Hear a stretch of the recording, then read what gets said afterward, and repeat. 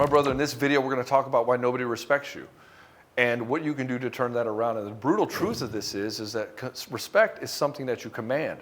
It is not something that's given to you. And in fact, by not commanding respect, you are training people how to treat you. And so if you have a lot of people in your life that are not respecting you, it's because you're allowing it to happen. And you can ignore reality for only so long before the consequences of reality catch up with you. And you realize you're surrounded with a lot of people who don't give a shit about you at all and who do not care what your opinion is, and they walk all over you and demand your time and attention and guilt and shame you when they don't get what they want. Maybe they even demand money of you. Maybe they demand favors of you. And when you don't do it, they make you feel bad about it, and you allow this to happen. And for you, if you want to learn to turn this around, we're going to talk about this here in this video. My name is Baxter, and I help guys in betrayal situations. The process of being with a woman for 50 years or a woman that you're dating is pretty much the same. For us, it's just science. Because we know the patterns, we know the solutions. It's not that complicated. You have to make a commitment for yourself. That's what it means to be in Soul Seducer program. That's what it means to work with me directly. So that you can learn to handle your emotions, so you can learn to see right into a woman's soul and seduce her from within, to create this garden that she can actually thrive in. We'll get you to that place where you make the right decision for you and your children. The first thing, brother, is you're probably not setting boundaries. You're like, I don't even know what a boundary is, Ed. Like, what the fuck is a boundary? A boundary is a line that you do not cross. And for me, what I would take as a major boundary is, hey, speak with me with respect. Don't give me a bad attitude. Don't talk to me in a bad tone of voice. Don't name call me. Don't guilt me. Don't try to shame me.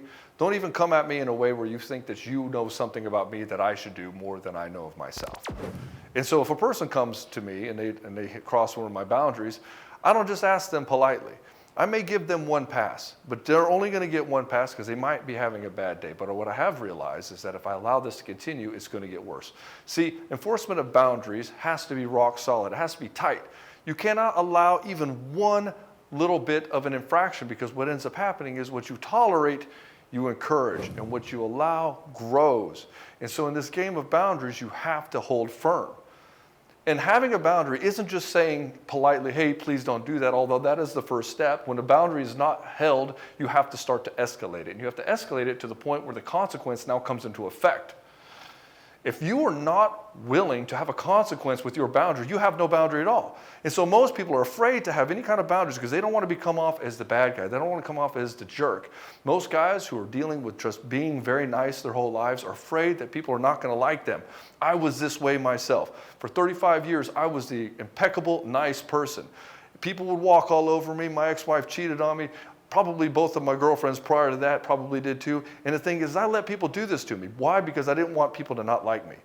And so what I didn't realize is that boundaries have to have a consequence. And the biggest consequence that you can have is your time and attention. You do not have to give time and attention to somebody who does not respect you, does not talk well to you, talks down to you, belittles you, manipulates you, shames you, or guilts you for just doing what you want to do. And the thing is that guys who are nice are always afraid that they're doing something wrong. So they end up believing this person before they believe their own opinion of themselves. And so their boundaries, they don't take them seriously because these are the same guys who can't go to the gym, can't clean their house, can't keep a budget, can't do anything. They can't hold boundaries against themselves. There's no consequence to the only boundaries for themselves, and the only thing that can make them move is through more and more pain. And so the first thing, if you want people to respect you, you have to start respecting yourself by holding boundaries to yourself. And this will then pour out into the world with other people. I can guarantee you, if you start building yourself up to be a powerful dude and then somebody treats you a different way, you're going to see yourself differently.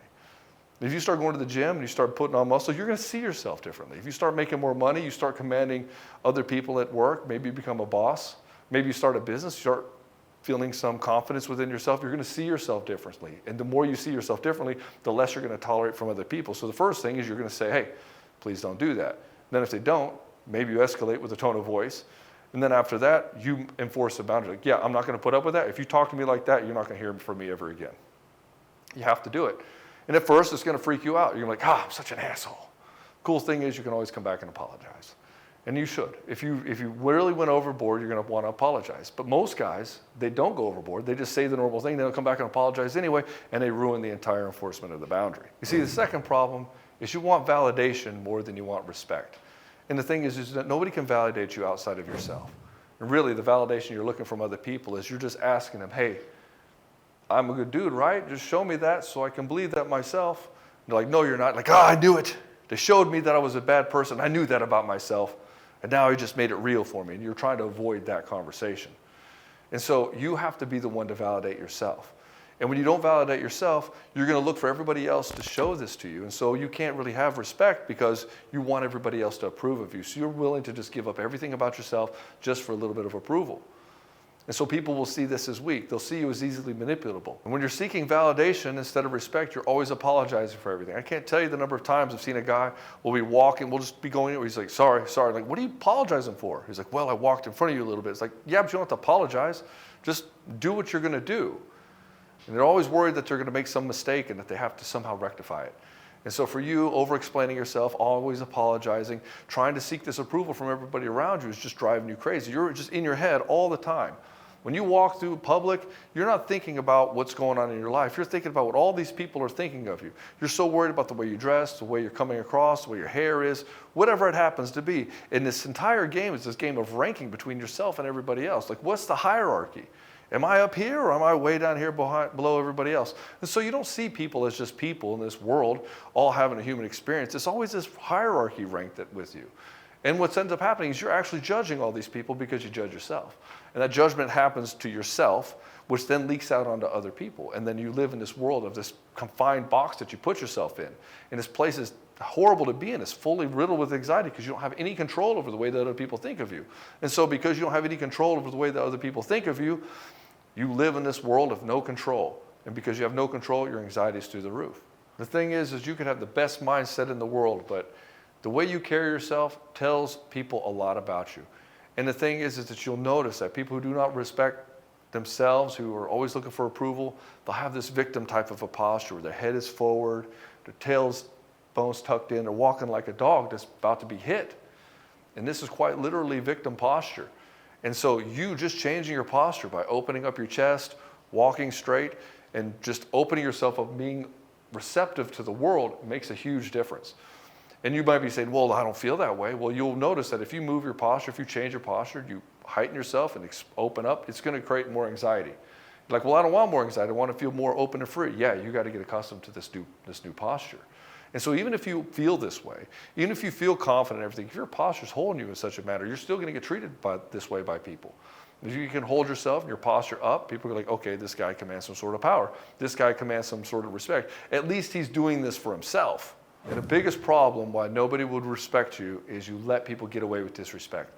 Most of the time, what ends up happening, you're a nice dude. You think well of people. You want to give people more and more chances. And you give people the benefit of the doubt to your own detriment. So you'll just make excuses for him. He didn't mean it. He was just having a bad day. He always talks about it being that way. That's just how we joke. No, that's the kind of relationship we have. We're just kind of angry at each other this way. And we're like, no, dude, that guy's just being a dick. Or no, dude, your girlfriend is completely emasculating you. And you just let it happen. You're playing it off. Like, no, guys, it's not that big a deal. We just have a contentious relationship. That's just how we roll. It's like, no, you're lying to yourself and you're making excuses for your woman. Why don't you actually look at this and start trying to address it? He's like, I can't address it because if I do, then she might leave me.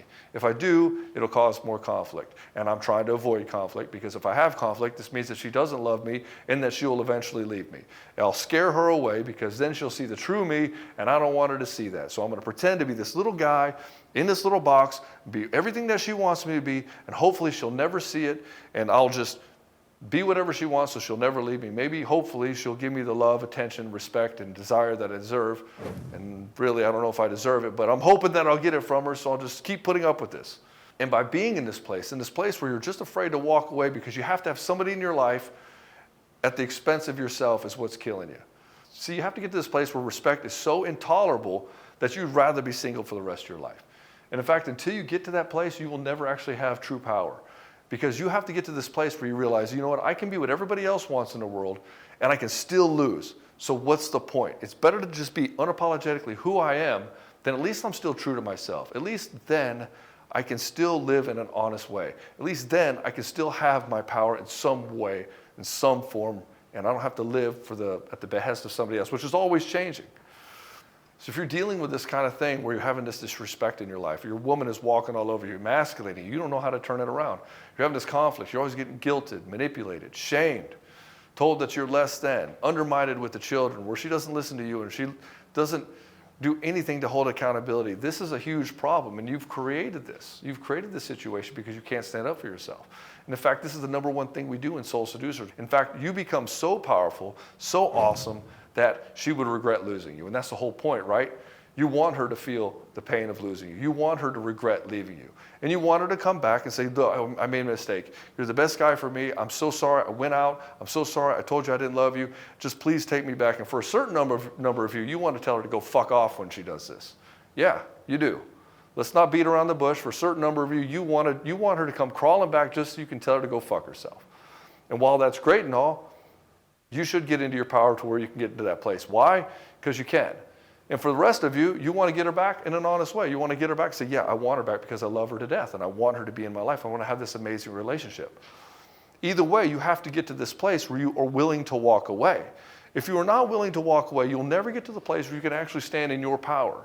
And if you can't stand in your power, you'll never feel freedom as a man in your life. You'll never build the kind of business you truly want to build. You will never have what you truly desire.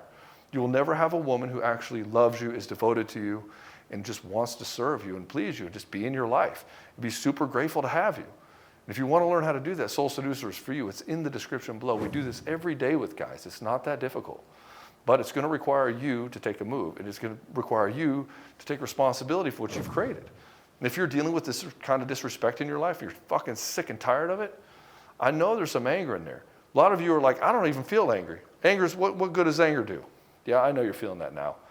I know you feel like there's no anger in there, and I know that there's a raging monster in there. I know it because I see it every day. I see guys go from this place where there's just this mouse of a guy, and we finally get them to start standing up for themselves. We can finally unlock their anger, and then once we unlock their anger, we can finally see the true man underneath. And I can tell you, a guy who has access to his anger is way more trustable than to a guy who's just pretending to be nice. Like, oh, he wouldn't hurt a fly. Trust me, there's a raging monster in there.